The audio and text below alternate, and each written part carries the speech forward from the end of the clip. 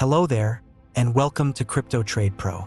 In this video, I'm going to show you how to make a withdrawal from your wallet. Let's get started. The process is very straightforward.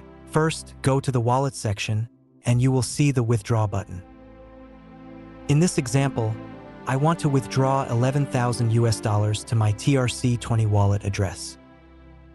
You can select one of the preset amounts or enter your own custom amount.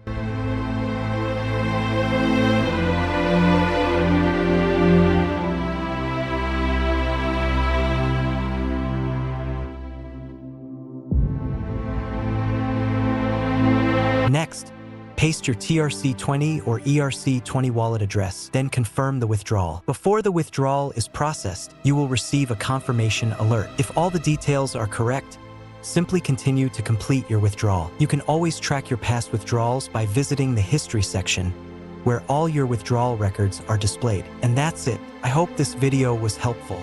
Give us a thumbs up, subscribe, hit the notification bell, and share our video. Happy trading!